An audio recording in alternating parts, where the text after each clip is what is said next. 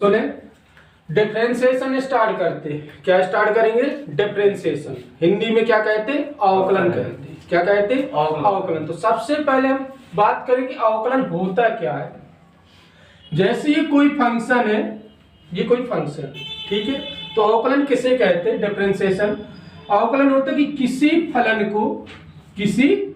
फलन को छोटे छोटे पार्टों में ब्रेक करना क्या कहलाता है? अवकलन। सपोज ये कोई y बराबर fx कोई फंक्शन था, ठीक है, मतलब किसी फलन को छोटे छोटे पार्टों में ब्रेक करना क्या कहलाता है? डिफरेंशिएशन कहलाता है। ठीक है, हम बात करें, जैसे लिखते हैं आप y बराबर x, तो यहाँ पे क्या कहेंगे कि y किसका फलन होगा? x का फलन। y किसका फलन है? x का। अगर ये लिखते y बराबर t, तो y किसका फलन कहलाएगा? t का। अगर y बराबर लिखते p, तो y किसका फलन?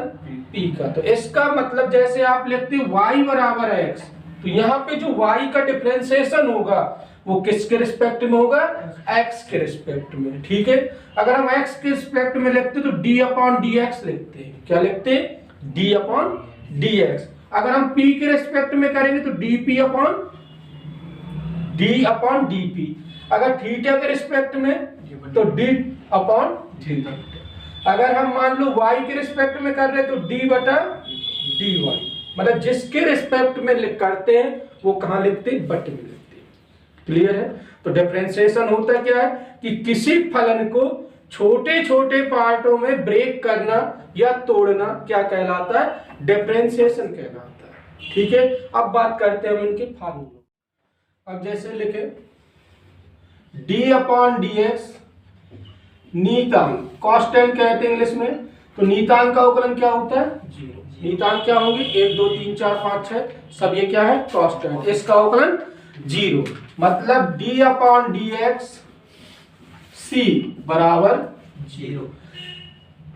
d अपॉन dx अगर नीतांक गुणे फलन लिखा हो, नीतांक गुणे फलन, तो अवकलन सिर्फ किसका करते? फलन का। जैसे कह दे 5x, तो ये कांस्टेंट हुआ और x क्या है? फलन। तो अवकलन सिर्फ फलन का, तो नीतांक बाहर कर लेना। d अपॉन dx किसका? फलन का। ठीक है, d अपॉन dx अगर x पावर n लिखा है, x का पावर n, तो इसका अवकलन कैसे करते? घात आगे और एक घात घट जाती, मतलब n x power n minus 1। इसी प्रकार अगर हम बात करें d अपॉन dx x, तो x है तो x की घात कितनी होगी? 1। तो x पावर n हुआ, घात आगे एक घात घट गई, तो x पावर 0, तो किसी का पावर 0 उसका मान 1 होता है। तो मतलब x का डिफरेंशिएशन कितना? 1 हुआ। d अपॉन dx अगर log x लिखा है, बेस में e लिखा हो या न लिखा हो, log x, तो उसका अवकलन क्या कहते हैं आप? 1 upon x। d upon dx log base में ax, तो इसका अवकलन कहते हैं 1 अपॉन x log बेस में a और e। इसी प्रकार d अपॉन dx अगर e पावर x लिखा है, क्या लिखा है? e पावर x, तो इसका अवकलन होता है e power x। d upon dx sine x, इसका अवकलन cos x। d upon dx cos x, इसका अवकलन क्या होता है? माइनस का sine x। d upon dx tan x, tan x का अवकलन sec square x।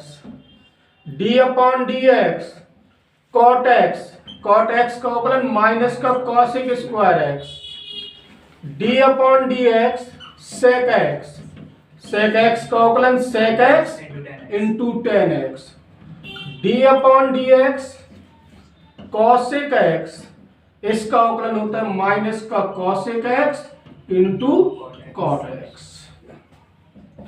d upon dx a power x का अवकलन, इसका अवकलन होता है a power x log base में e और a। ठीक है, ये आपके 15 फार्मूले चलते हैं। ठीक है, सबसे पहले देखिए, अगर कांस्टेंट लिखा है तो कांस्टेंट का डिफरेंशिएशन क्या कहते हैं आप? जीरो। ठीक है, मतलब कांस्टेंट सी का डिफरेंशिएशन 0। अगर ये लिखा कि नीतांक गुणे फलन, जैसे मैंने लिया था 5x, तो अवकलन छेद किसका करते, फलन का करते, तो 5 बाहर हो जाएगा, अवकलन छेद किसका होगा, x का। इसी प्रकार d अपॉन dx, अगर x पावर n है तो इसका अवकलन क्या कहते हैं, n x power n minus 1, मतलब घात आगे और एक घात घट जाती है। जैसे लिखा d अपॉन dx x, तो x का differentiation 1, d upon dx log x का अवकलन 1 upon x, d upon dx log ax, तो इसका अवकलन क्या कहते हैं आप, 1 अपॉन x log बेस में a और e।